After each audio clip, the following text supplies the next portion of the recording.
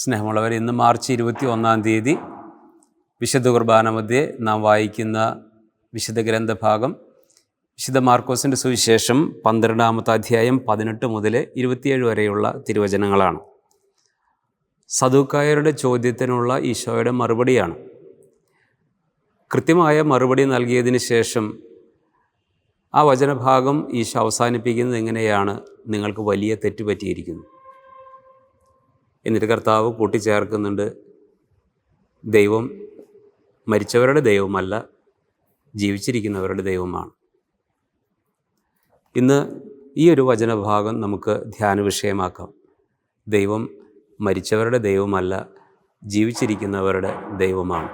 ഹെബ്രായക്കാരുടെ ലേഖനം 13-ാമത്തെ അധ്യായം 8-ാമത്തെ തിരുവചനം നമ്മളിങ്ങനെയാണ് വായിക്കുന്നത്: യേശു ക്രിസ്തു ഇന്നലെയും ഇന്നും എന്നും ഒരുവൻ തന്നെയാണ്.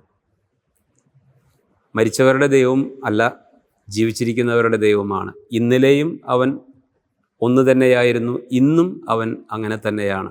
2000 വർഷങ്ങൾക്ക് മുമ്പ് പാലസ്തീനയിലൂടെ കടന്നുപോയി വചനം പ്രഘോഷിക്കുകയും സൗഖ്യം നൽകുകയും ആശ്വാസം നൽകുകയും ചെയ്ത അതേ ക്രിസ്തു തന്നെയാണ് ഇന്നും നമ്മുടെ കൂടെ ആയിരിക്കുന്നത്.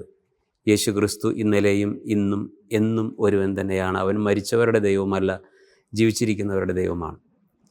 നമ്മൾ പഴയ നിയമത്തിൽ നോക്കിക്കഴിഞ്ഞാൽ അറിയാം, നിയമാവർത്തന പുസ്തകത്തിൻ്റെ 4-ാമത്തെ അധ്യായം 7-ാമത്തെ വാക്യം: ദൈവം ഇത്രമാത്രം സമീപസ്ഥനായിട്ടുള്ള വേറെ ഏത് ജനതയാണ് ഈ ഭൂമുഖത്തുള്ളത് എന്ന് മോശ ഇസ്രായേൽക്കാരോട് ചോദിക്കുന്നുണ്ട്. നാം വിളിച്ചപേക്ഷിക്കുമ്പോഴൊക്കെ നമുക്ക് സമീപസ്ഥനായിരിക്കുന്ന ദൈവം എന്നാണ് മോശ ഇസ്രായേൽക്കാരോട് പറയുന്നത്. അവൻ മരിച്ചവരുടെ ദൈവമല്ല, നാം വിളിച്ചപേക്ഷിക്കുമ്പോഴൊക്കെ നമുക്ക് മറുപടി തരുന്ന ജീവിക്കുന്ന ദൈവമാണ്. നമുക്ക് പുതിയ നിയമത്തിലേക്ക് വന്നാൽ വളരെ വ്യക്തമായിട്ട് കാണാനായിട്ട് സാധിക്കും. വെളിപാട് പുസ്തകത്തിൻ്റെ 21-ാമത്തെ അധ്യായം ആരംഭിക്കുന്നത് തന്നെ ഇതാ ദൈവത്തിൻ്റെ കൂടാരം നമ്മുടെ കൂടെ എന്ന് പറഞ്ഞിട്ടാണ്.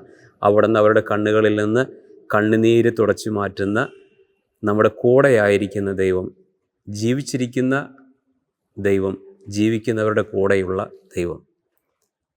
നമുക്ക് ലൂക്കായുടെ സുവിശേഷത്തിൽ കടലിനെ ശാന്തമാക്കുന്ന കർത്താവിനെ കാണാം.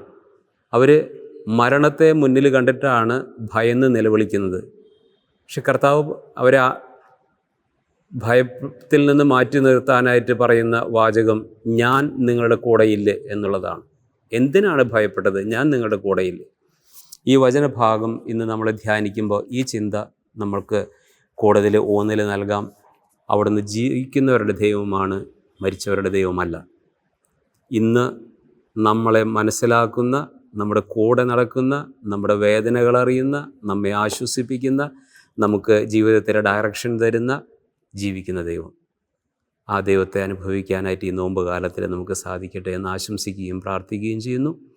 നന്ദി.